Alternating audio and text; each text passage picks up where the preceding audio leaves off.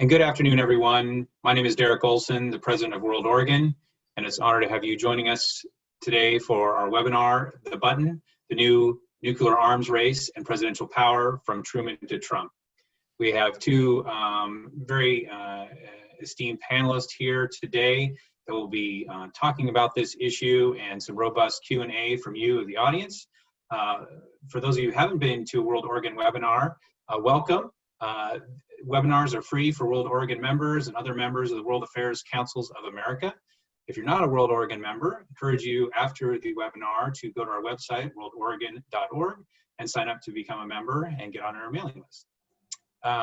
Again, for those of you who haven't joined us before, this is a Zoom webinar where all participants' audio and video is turned off or muted.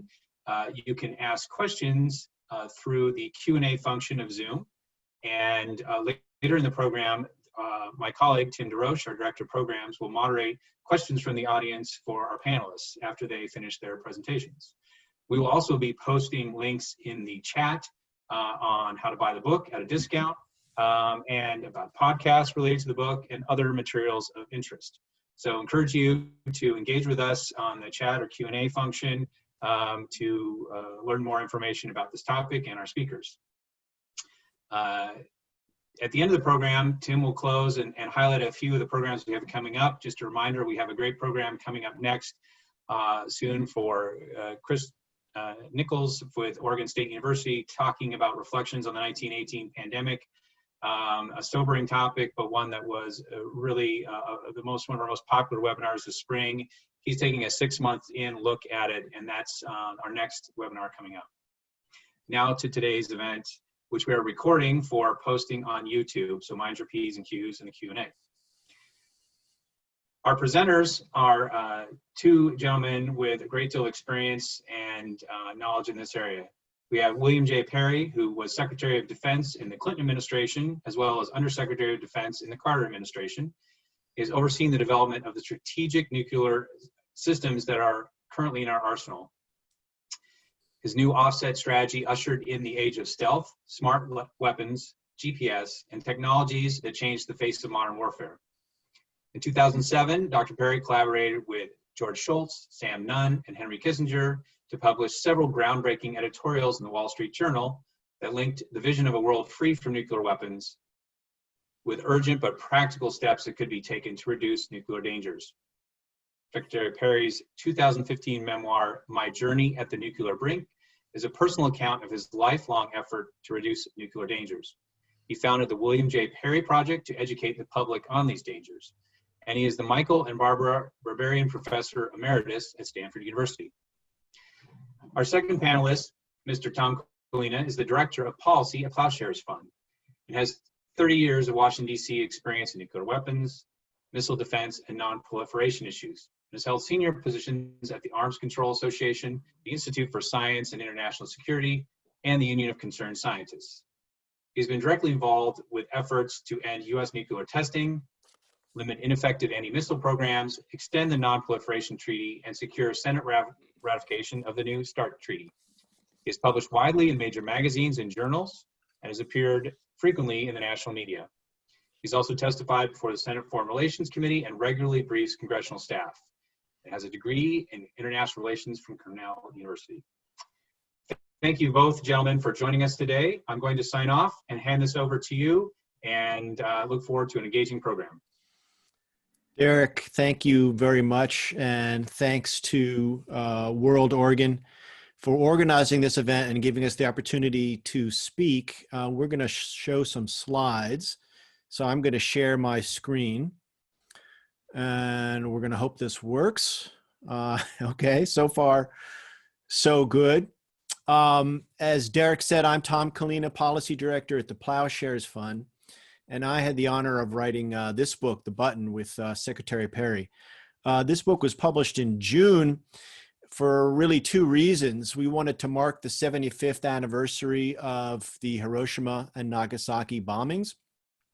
And of course, this November, we will choose our next president. And to us, these events create an historic opportunity to debate the future of U.S. nuclear weapons policy. We've now lived with a bomb for 75 years. And it's time to ask, what should the next president do to reduce the risk of nuclear war?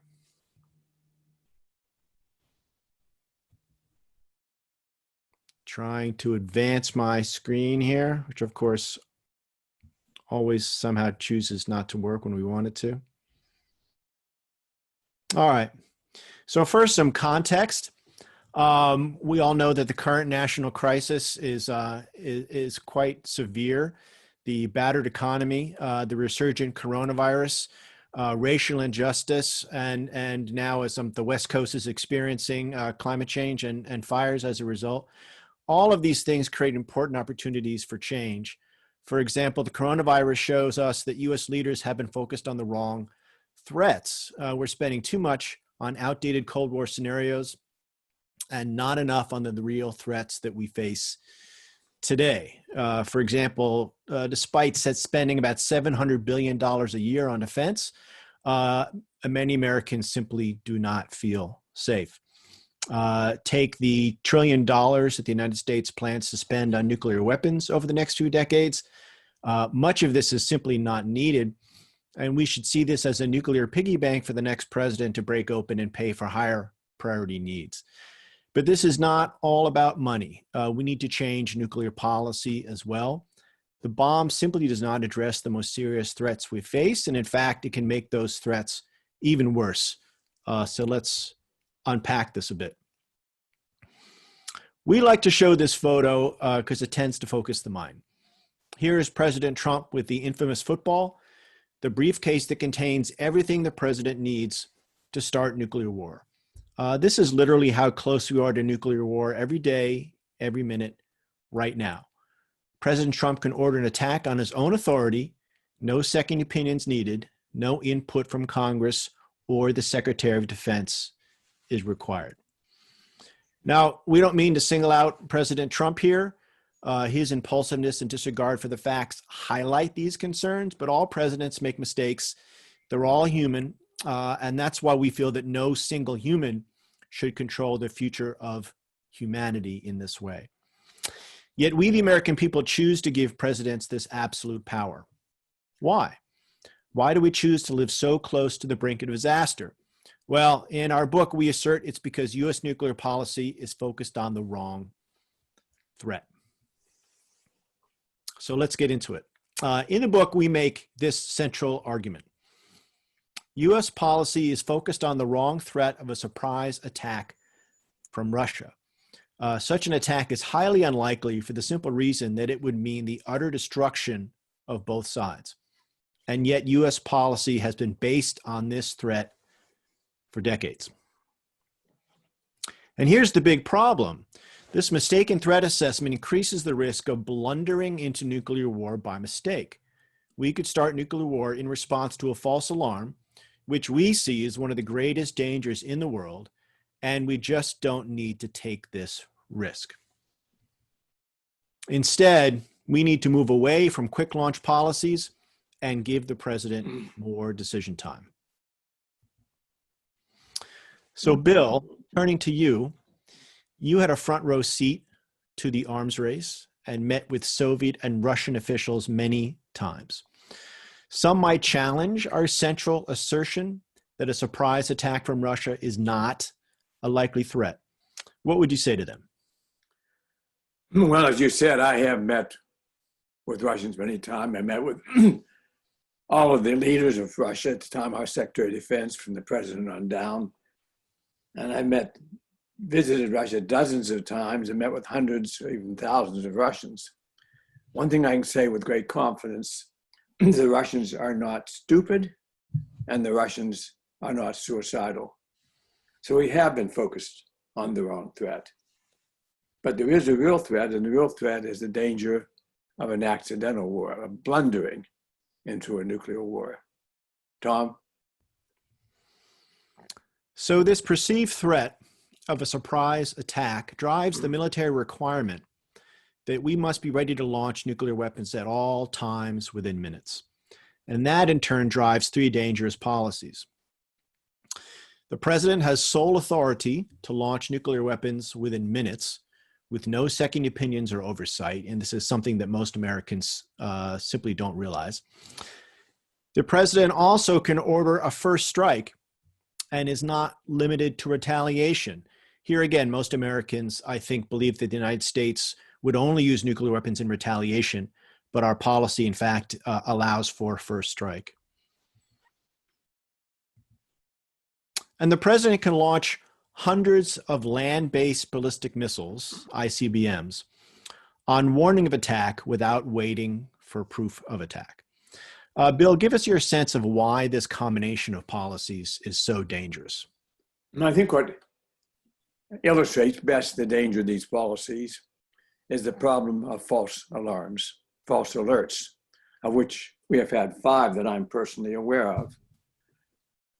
One of them was particularly meaningful to me because I was awoken at 3 o'clock in the morning with a phone call from the commander of the North American Air Defense Command telling me that his computers were showing 200 ICBMs on the way from the Soviet Union to the United States. This was during the Cold War.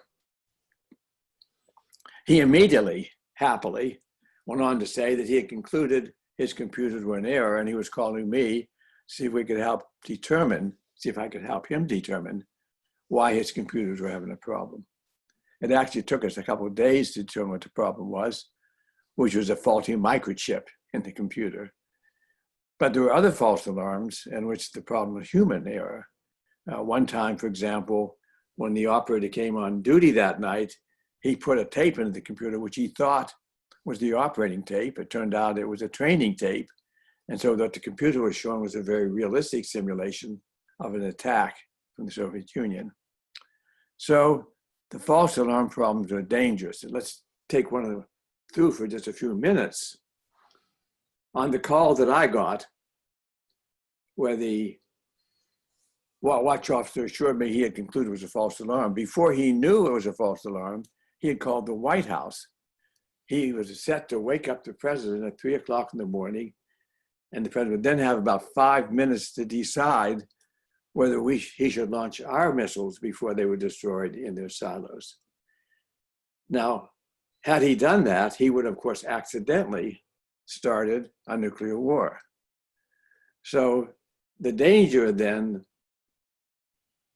of these policies is that they allow one person to make a decision sometime with 5 minutes time, which could lead to an absolute disastrous result. Tom?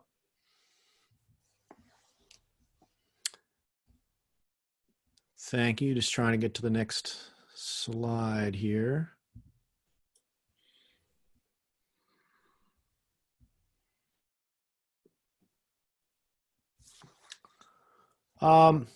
So let's expand on the dangers of sole authority for a moment.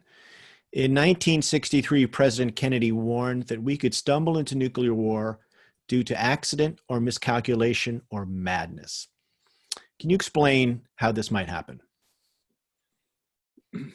Well, let's take a case of bad information, which could allow the president to make a political mistake, a political miscalculation.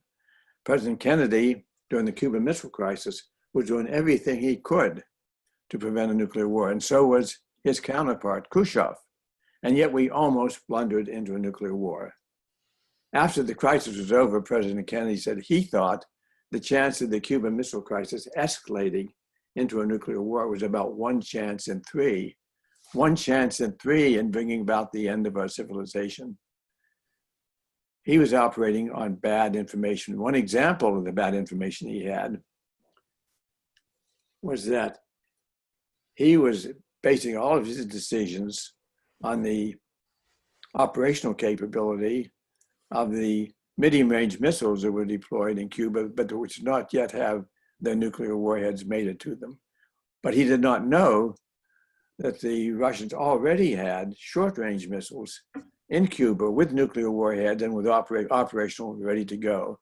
So if he had accepted the advice, unanimous advice of his military advisors and launched an invasion of Cuba, our troops would have been decimated on the beachhead with those tactical nuclear weapons and a general nuclear war would have followed. So he was operating on bad advice. It could have led us into a disastrous nuclear war. In the case of President Carter, the false alarm that I described to you, Carter was president at the time.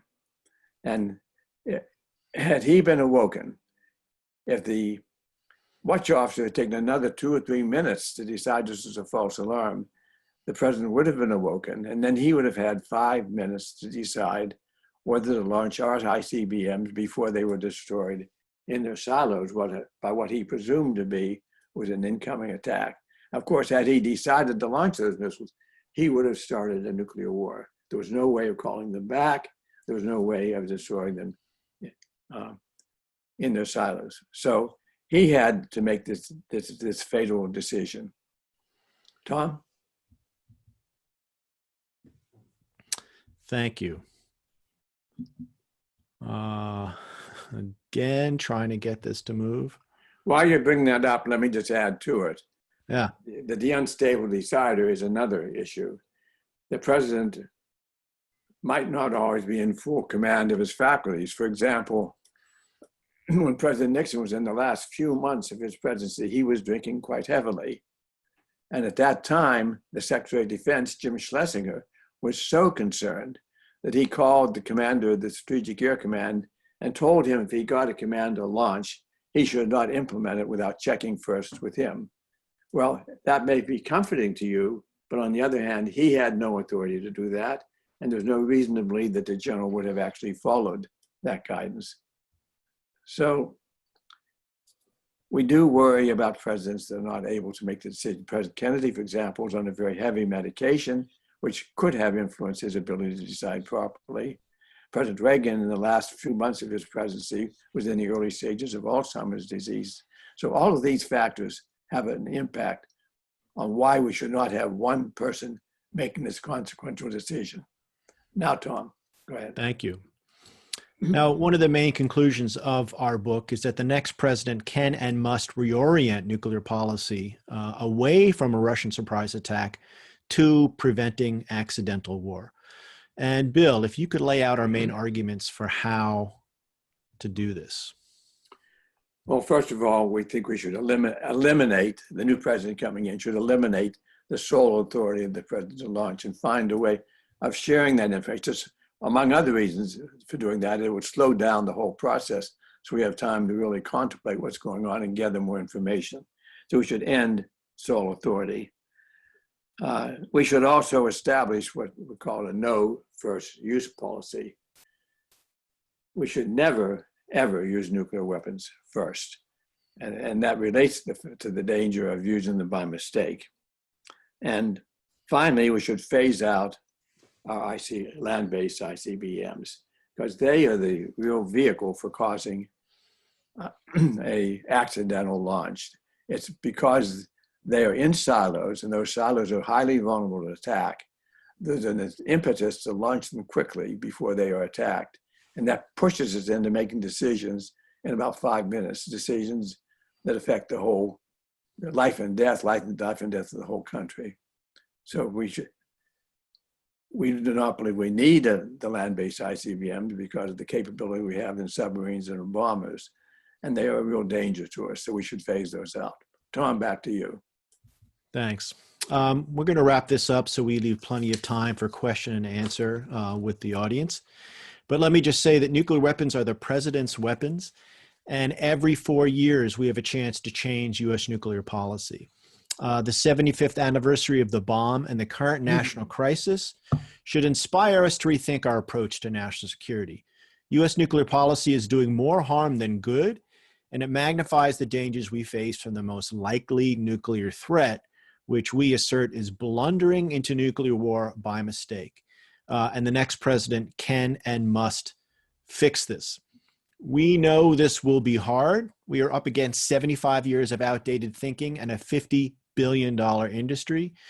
History tells us that major change like this is only possible if led by the president with public pressure to deliver. So we are looking to educate the next president and the public like you. So thank you very much. And if you're interested in buying the book, please go to benbellabooks.com and use the button 30 code for 30% off. And if you like the book, please rate us on Amazon. Thank you very much for your attention. I will stop sharing my screen. Thank you very much, Tom. This is Tim DeRoche, the Director of Programs for World Oregon. And thank you very much, Secretary. We are getting some questions coming in from folks, and I'm going to dive right in. We've got a question here from Jack Siegel. He says, I worked on the START negotiations and wrote the first draft of the agreement between the USSR and the US that created the nuclear risk reduction centers in Moscow and Washington. As long ago as the 1986 Reykjavik summit, there was a consensus that silo-based ICBMs are the most dangerous weapons. With the new arms race to produce hypersonic missiles, it seems to me that we are on the cusp of further raising the risk of nuclear war. So the question is, if the president decides to try to do it, can we envision a way to limit, or better yet, avoid introducing this new version of the ICBM threat? Well, yes, if I'll just jump in. I mean, one of the main recommendations of the book is that we should phase out U.S. land-based ballistic missiles, ICBMs, because we feel they're not needed for deterrence. The submarines can fulfill that role and the bombers, yet they present this very dangerous risk of a quick decision to a false alarm. So we would urge that ICBMs be retired. And this is a particularly good time to talk about it, because just last week, the Air Force gave a contract to Northrop Grumman, a sole source contract, which was a down payment on about a $100 billion program to build a brand new land-based missile. So rather than spending that $100 billion, we feel very strongly that money should be spent on higher priority things like fighting the pandemic, dealing with climate change, as I'm sure people on the West Coast would appreciate, and dealing with the economy that's going to need a lot of help recovering from the pandemic. So there's many better things we can use that money for, and that's something that we hope will happen. So Cyril Michel wonders, do you have any insights in the decision-making process in other countries armed with similar weapons? And is there any support in Congress to change the current US laws? Well, we believed it for a good many years that the Soviet Union and then Russia had a policy of requiring consultation, 2 or 3 people making this together before they made the decision. We do know that on the submarines, they had a requirement for consultation of 3 before the submarine could launch their nuclear torpedoes. And that proved to be providential during the Cuban Missile Crisis, when the skipper of the submarine with the nuclear sub was about to use it, and the other 2 people who had to decide vetoed it. We now believe that Russia has changed that policy, so now it lies solely with President Putin. So as it stands today, both the United States and Russia have a policy where the president has the sole authority to launch nuclear weapons. Doubly dangerous situation because both countries are in that situation. On the legislative side of things, yes, there is support in Congress. For example, Congressman Ro Khanna from California is going to introduce a bill soon to try to slow down the development of the new land-based ballistic missile, which we support. There's also legislation to declare no first use policy for U.S. nuclear weapons. And there's also legislation to require Congress to have a say in when the president would decide to launch nuclear weapons. So none of these things are going to pass this year, but there is concern in Congress across the board on these issues. So if with the issue of non-proliferation, that also means changing the very nature of an industry that employs thousands of people, which you talk about in the book. With the economy as it is right now, is there a way to both do that and not become very unpopular in the eyes of people for costing an enormous loss in jobs? Sure. Economic conversion is an important aspect of this. No president would throw thousands of people out of work without having a plan of what they can do otherwise. So if this is thought through carefully, this can be done. For example, if the United States were going to cancel the new land-based ballistic missile, the new ICBM, we would need to work with those states, those districts, those industries, those sectors to see how those people can be redeployed into other productive means. But at the same time, we can't put jobs over international and national security. The security of the United States has to come first. So let's figure that out and then make sure that we meet the needs of the individuals who might lose their jobs. I would add to that we have done this before, that when the Cold War ended, we decided to cut the defense spending by 25%. That's a pretty big cut over a period of years. And that policy was implemented with two administrations, both the Republican administration and the Democratic administration, starting first with George H.W. Bush, which was implemented, by the way, with his Secretary of Defense, Dick Cheney. And then Vice President Clinton, it was implemented by myself. And we did that carefully, judiciously, so that over a period of about 6 or 7 years, we made a 25% cut in the defense budget. We did it in such a way that we did not impair the operational readiness of our forces. So it can be done, and there's a history of having done it. So the new START treaty, it is set to expire in February 2021. We do a little bit of scenario planning. What does that mean if we have number A or we have number B? And what do voters need to know about this? And is there a way in which they can be involved in understanding where this is going? Well, what voters need to understand is that the New START treaty is tremendously important. It was negotiated during the Obama administration. It will expire in February unless it is extended for up to 5 years. The Trump administration so far is refusing to unconditionally extend it, which is what the Russians are offering and what we think makes sense. And so we hope that the Trump administration will agree to extend it. If the Trump administration does not, and Vice President Biden is elected in January, he would have about 2 weeks to meet with the Russians and extend the treaty unconditionally. We think that's possible. We think that's one of the first things that President Biden should do. But we shouldn't have to rush it like that. It would be better if the Trump administration were to do it now. But I think that's what people need to understand is how important it is that we extend New START. If we lose it, we will have lost the last legally binding limitation on U.S. and Russian long-range nuclear forces, the first time we would not have had that limitation in 50 years. I should mention that when New START was agreed to by both the Russians and Americans, both sides planned to extend beyond that a follow-on treaty to New START, which has made deeper cuts than New START did. But we should not confuse that new treaty with extending New START. The thing we should do first of all is extend New START. Then with that done, negotiate a follow-on treaty, which would make for deeper cuts.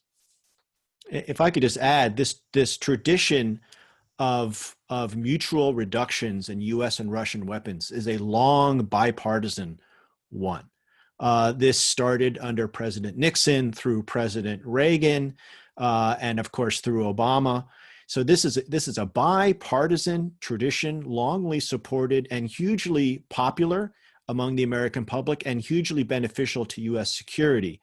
So we don't see why this has to be a partisan issue, and we urge both candidates to get this job done. So Deborah says, I'm so glad you wrote this. Just ordered it and add to the many others I've read, including Kaplan's The Bomb and Ellsberg's The Doomsday Machine. I have to mention that we did have Ellsberg here a few years ago, and he was head up and, wasn't going to take anything still at his age. He was fantastic. But her question is, why can't we move Congress on this? So that's a really great and a really tough question. I think one of the things we discovered in the book is that it's really hard for Congress to move on nuclear policy without presidential leadership. Without the president leading out front, Congress is always going to get bogged down with more local issues of jobs and politics and looking tough and all these things, where if the president is out leading, Congress can sort of, support the presidential effort. But it's not enough for the president to lead, right? We need American public voters to support what that president is doing and talk to their members of Congress to say, this is important to me. We think you're doing the right thing. We want you to support the presidential leadership, for example, on extending the New START treaty, if that comes to be. So it's hard to leave this to Congress. Congress is, democracy can be messy.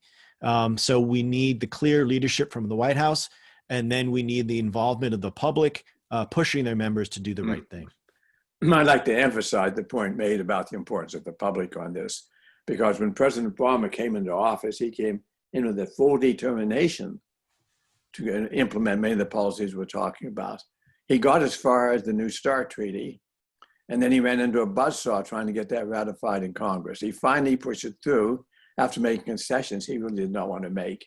And at that point, he sort of gave up doing it. The problem was he did not have the strong public support for his views, and he could not do it all by himself. So it does take a dedicated president, and it also takes the public getting behind that president to support him.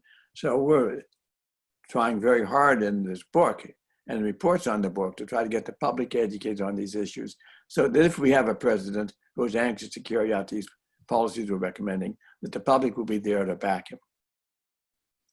So when we look around at policy and the advocation of policy, it seems like with this issue, we're looking at a lot of old growth, Cold War solutions to a very fast changing world. And I'm wondering if you can talk about cyber warfare as a more clear and present threat than nuclear war, or do we take them both side by side? How is the next administration going to balance these two issues, both of which have very profound and frightening implications? Well, there's just one particular issue of cyber warfare that I want to make a point about. We've talked about the danger of a false alarm as being one of the principal concerns we should have today. The probability of a false alarm is enhanced by the presence of cyber warfare, because besides the usual ways, historical ways we have of having false alarms, which are machines breaking down or human error, we might now have a malicious third party entering into our command and control system and injecting false commands. Tom? Just to add, to double down on the concern about cyber attacks, is that most Americans don't realize that our command and control system is computer-based, is all networked, and is vulnerable to cyber attacks. We don't like to think of it that way, but it's true. And we can't stay ahead of cyber attacks. In other words, you can't play cyber defense to stay ahead of cyber attacks, because cyber attacks are always going to have the advantage there. So really the only thing we can do is to change nuclear weapons policy. And given that we're in a world of cyber attacks that we can't predict or control, and that our command and control system is vulnerable, any warning of a nuclear attack, any president should first assume that that attack is false, that there's been some sort of hacking going on here, and therefore make no irrevocable action like ordering a nuclear response until they know whether that attack is definitively real and not a false alarm, not a mistake, not a hack. So just to make the point that we can't solve cyber policy with cyber policy, we need to get out ahead of it with changing U.S. nuclear use policy. Well, and I think the other thing that is interesting with the cyber attacks is, whereas nuclear deployment is centralized, it is government led, cyber attacks can come from non-state actors. So it seems to me, and maybe you can correct me if I'm wrong, but we need to begin to look at the asymmetrical threats in a different light. For sure. That's one of the reasons why we can't respond to a cyber attack with, for example, nuclear deterrence, as has been proposed by the Trump administration. If there is a cyber attack, we may not know where it came from. It may be very difficult to attribute where that attack came from. If it came from a particular country, we may not know whether it was the leadership of that country that launched that attack or some subnational group. So it's very difficult to imagine us deterring cyber attacks or responding to them with nuclear weapons or even any kind of conventional weapons. So it's a tough nut. But for us, the main thing is to make sure that we don't start nuclear war based on a scenario where our command and control has been hacked. We think we're under nuclear attack. We're not, but because the president is being rushed into a decision, we start nuclear war by mistake. To emphasize a point that Tom made, our big concern with responding to false alarms is the fact we have to do it quickly today. Our policy calls for it to do it quickly. We need to inject more time into this system. And the possibility of hacking, possibility of cyber warfare, I think emphasizes that point. The president should assume that an alert he gets is a false alarm. He should assume that somebody may be hacked into it. And the way he acts on that assumption is he slows down the decision-making process. He brings other people into it. So, Iran. Joella wonders, how concerned are you about Iran and Iran's nuclear ambitions and the U.S. political outlook on this? I'm very concerned about it. And if Iran were to proceed with the nuclear weapon program, it is almost certain to lead to a Middle East war. I cannot imagine Israel permitting Iran to actually get to the final stage of a nuclear weapon. So I would assume that if that were to happen, there may very well be a military attack by Israel on Iran, which in turn could erupt into a Middle East war, and a Middle East war that could go nuclear. So this is a very bad outcome. And the only way I can think of preventing that outcome is to keep Iran from getting a nuclear weapon. The Iran agreement, which was valid up until President Trump removed us from it, was the best way we had of doing that. So I think it was a major, major policy mistake for the president to withdraw us from that, the so-called JPCOA, the Iran agreement. And so just to add on, our hope would be that the next administration would bring the United States back into the Iran nuclear deal, that deal could be shored up and revitalized, and that from there they could try to negotiate a follow-on agreement. But the first step is to get both parties back into the Iran nuclear deal. So here's a good question, because I'm not sure that we heard it addressed earlier, but what is the origin of sole authority? As in, who established the policy, and how did we determine that the president had sole power to unleash nuclear weapons? So great question. And this is one we set out to figure out as we wrote this book. Before we really got into the history, I was assuming that the reason the president had sole authority was to be able to respond quickly, which I think is what most people think. In response to a bolt from the blue surprise attack, you'd want the president to respond as soon as possible. But of course, if you go look back at 1945, when President Truman took this authority for himself, the United States was the only nuclear weapon holder in the world. No one else had the bomb. So, of course, there was no possibility for a surprise attack with nuclear weapons. The United States was the only nuclear power. So where this came from is that once the bombs at Truman's direction were dropped on Hiroshima and Nagasaki, President Truman was so taken aback, so disturbed by the destruction that he caused, that he wanted to make sure that those weapons were never used again unless he specifically, personally, authorized it.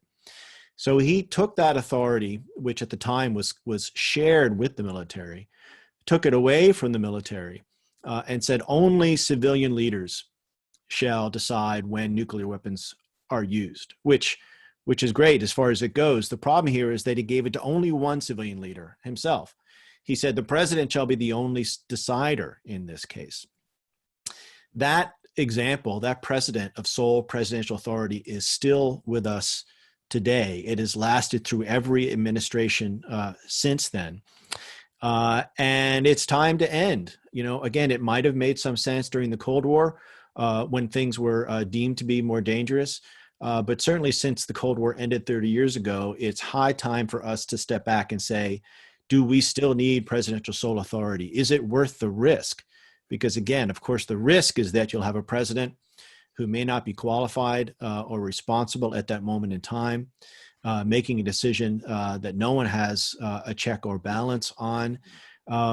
And we're bearing that risk for no good reason, because we don't want that decision to be made quickly. We should never be rushing into nuclear war. And we certainly don't need to. No one person, no matter how smart he is, no matter how wise he is, no one person should decide the fate of the world. In particular, decide the fate of the world in 5 minutes. So what about all the tactical nuclear weapons that we are sitting on? How do you suggest that we handle those?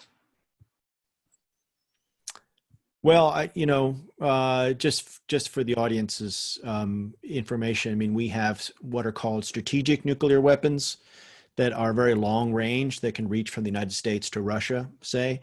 And then we have weapons that are termed tactical, that are for shorter range use, for example, in Europe between NATO and Russia. But make no mistake, all of those are nuclear weapons. They're all tremendously powerful. There isn't necessarily a yield or power difference between tactical and strategic. So we need to control all of them. They're all equally dangerous. And so I think what we need to do so far, for example, the New START Treaty deals with the long range, the strategic nuclear weapons. And so I would say in the next agreement that we have with Russia, we need to move on and consider all nuclear weapons of all kinds, of all ranges. So hopefully we will get to a treaty where we can address those things all together, because so far they have been unaddressed, and we need to address them as the danger that they are. When I was the Secretary of Defense, I oversaw the dismantlement of 8,000 nuclear weapons, 4,000 in the United States, 4,000 in the former Soviet Union. And many of those weapons, what we did was we technically dismantled them, then took the fissile material from them, blended it down, and put it into our reactors. And we're using them to run our reactors that provide some significant percentage of power for the United States. So the electricity in your home for many years was likely to have come from one of those blended down bombs that had been pointed at us at one time. The bombs were in the former Soviet Union. So the mechanical process we know how to do, and we can get some use out of the fissile material. So when we think about US allies and that notion of the nuclear umbrella, I've seen some speculation that countries like Ukraine, they gave up their nuclear weapons, and had they not, that could have changed the dynamic of the conflict with Russia. What is your thought on that? That's, my basic thought is that it was a good thing that Ukraine gave up the nuclear weapons. I would not like to be contemplating a nuclear war between Ukraine and Russia today. But wasn't just Ukraine, it was Ukraine, Kazakhstan, Belarus, that all gave up the nuclear weapons. Only of the 4 countries in the former Soviet Union that had nuclear weapons, only Russia remained as the sole possessor of nuclear weapons. The other 3 countries gave them up, and I believe it was a good thing that they did.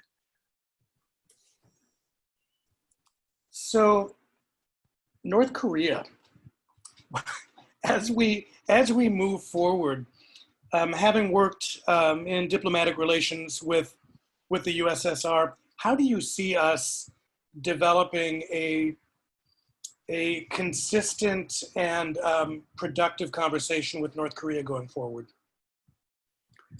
Well, we have actually had such conversations in the past. When I was, shortly after I'd retired from Secretary of Defense, I was asked by President Clinton to be his envoy and go to North Korea and negotiate with him, and I did. I've been to Pyongyang several times, as a matter of fact, talked with many North Korean officials about nuclear weapons. One of the things I'm completely convinced on is that the North Koreans have the nuclear weapons for one and one only purpose, and that is to deter the United States from overthrowing their regime, which they believed for some reason was a goal of the United States.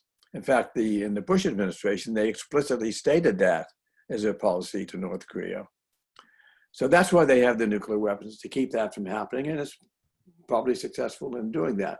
I do not believe there's any likelihood that they will ever use them in an unprovoked way, because as we said about the Russians, the North Koreans, for whatever their problems, they are not suicidal and they're not stupid. And therefore, they will use their nuclear weapons to their best advantage, and that is to help them preserve the regime in power. So I think we have no likelihood of being able to give up their nuclear weapons as long as they feel that they're under any threat from the United States to overthrow the regime. So while I applauded President Trump's initiative in meeting with the North Korean leader, I thought it was pretty well doomed to failure, and I don't think he had any real understanding of what problem he was actually confronting in dealing with the North Koreans. So can you share where there is leverage for promising policy and global governance mechanisms to address the growing threat of the arms race and its reach into space?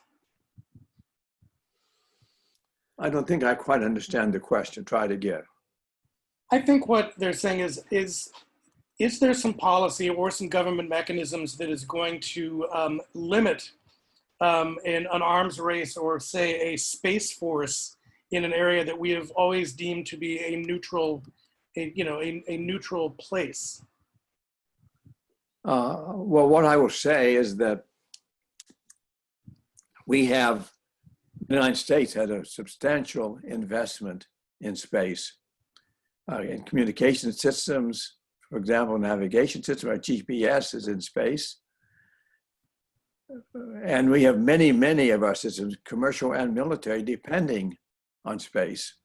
Therefore, the last thing we would want to happen is some kind of a war in space, something that threatens those space assets. We would have more to lose than any other country in space warfare. So our policy should be to do everything we can to keep military applications and military conflict out of space. Tom, do you have anything to add to that? No, I agree. And I think, that is sort of the leverage, if you will, of why the United States should be committed to keeping nuclear weapons and military systems out of space. We benefit from a peaceful space environment, and therefore we should be working internationally to bring our allies along with that as well. So here's a great question, especially with all the fires raging, the discussion of climate change in a different angle comes up. This is a good one. Can we get those concerned with climate change involved in this issue via research into nuclear winter? And do you know if there has been any new research on nuclear winter that we can also share? That's a wonderful question. I don't have a good answer for it, but I think we should be doing everything we can to achieve that goal, because they're very closely related, very close. Tom, what do you have to say about that? Well, just to make the point that, the latest climate science tells us that nuclear war would be terribly bad for the environment, probably even worse than we know. I mean, most people have a general sense that nuclear war would be awful in terms of the direct carnage and destruction that would ensue from the blast, from the heat, from the radiation. But what may not be so widely known is the nuclear winter effects. That if cities are incinerated by nuclear weapons, that will create a huge amount of smoke. That smoke will go up into the upper atmosphere again as a result of as we understand from climate modeling. Smoke will stay in the atmosphere for a long time and essentially block out the sun. And it's probably not that different from the smoke that people on the West Coast are experiencing right now, blocking out the sun. It would be a lot worse. But the same general idea. And then over time, that would affect the growth crop potential of the world and lead to global famine. So it's, yes, the climate impacts of nuclear war are awful. And I do think there is a way for these two issues and communities to interact. I'd like to add a personal note to that. Last week, we in Palo Alto here experienced a sort of a mini nuclear winter. We had one day in which the sun was completely blocked out. It was at noon on that day. It was just like midnight. You could not see anything. And that was caused by smoke coming from the courtesy of the fires in Oregon, as a matter of fact. The smoke from the Oregon fires came all the way to the Bay Area, California, and caused a nuclear winter effect right here in Palo Alto. So the nuclear winter effect is very real. The debate is over how long it would last and how intense it would be. But from the little mini nuclear winter we experienced here last week, it's quite clear that if that were to last months or even years, that the crop failures would be very, very substantial, and the economic devastation that would be awful. So France and Great Britain are among the world's nuclear powers, but they're also allies. What decision structure do they have to launch a nuclear weapon? It's very opaque. Countries don't tend to like to share that kind of information. So I would say we don't really know. We have a better sense of the United States and Russia than we do of those countries. Okay. So I'm going to have one more question here, and then I'm going to turn around and wrap it up a little bit. This is a question from my intrepid intern from this last year, Aeneas. I'm glad you could join us. His question is, what kind of decision-making process do you envision in place of sole authority that could be initiated on very short notice? Is it a kind of commission between the president and the Pentagon and the NSC? I will make one comment to that and then turn it over to Tom. And that is, it does not have to be very short notice. We believe that the quick response is a problem. It's something we ought to get rid of. So we should not seek to have a system which can give us a quick response. Tom, over to you. Agree 100%. We are actually seeking a delayed response, not a quick response. But there's a number of ways you could do away with sole authority for first use, which is what we are seeking. One is to get rid of the sole authority part. So the president would have to share that authority with Congress or some subset of Congress, right? The leaderships, for example, of various national security related committees. You could do it that way. So we want shared responsibility by the executive branch and the legislative branch. The other way to do it is just to declare that the United States shall never use nuclear weapons first. That goes a long way towards removing sole authority for the first use of nuclear weapons, because there would be no first use of nuclear weapons. The no first use approach is probably the cleaner one that the president could implement by executive authority, executive power. And so either one of those routes, I think, would get the job done. I would like to actually see them both happen, kind of a belt and suspenders approach, where we'd have a no first use policy, but then we'd also have a congressional requirement that any first use decision have congressional approval. Great. Okay, I want to thank both of you. Thank you, Secretary. It's an honor to have you with us. Tom Kalina from Plowshares. This has been really wonderful. Participants, if you check in the chat, there's a link to the publisher. You put in button 30, you will save 30% off the book. It is a fantastic book, very prescient conversation. Just wanted to alert you, as Derek mentioned earlier, we have some really good programs coming up both this week and next. Christopher McKnight Nichols from OSU is doing a program on further lessons from the 1918-1919 pandemic. He did a program for us 6 months ago. At that time, there were 2,000 people dead. At this point, we're over 195,000. So what were they doing in 1918, 1919? What can we glean from that? How can history be our guide? That is on the 17th at noon. Our young professionals are doing a look at the largest religious gathering in India, Eyes in the Gathering Sky. It's on surveillance in India. That is Sunday, 11:30 in the morning. It is a bi-monthly discussion group where you read a long-form piece of journalism, you join us and you discuss it. Next week, we have Mel Gertoff. We had to reschedule this from last week because he had no power in Southern Oregon. He is discussing his new book, America in Retreat, Foreign Policy Under Trump. For those of you who do not know Mel, he is a retired, he's an emeritus professor from PSU. We talked about Ellsberg earlier. He is also the co-author of the Pentagon Papers. So, and he is Oregon's own. That is September 22nd at noon. And then finally on the 24th, Peter Lawfer, former NBC foreign correspondent, is talking about walls and immigration with Up Against the Wall, with some radical proposals for opening up the border, which should elicit some really interesting conversation. Thank you for all of you who joined us today. If you are a member of World Oregon, we thank you for your continual patronage. If you are not a member, you might want to think about joining, because we do these at least once a week, sometimes twice a week. And as we are all quarantined and sheltering in place, that doesn't mean we have to stop learning about the world. So again, thank you, Mr. Kalina, Secretary Perry, and I hope you all have a wonderful day. Thank you so much. Really appreciate your time in organizing this event.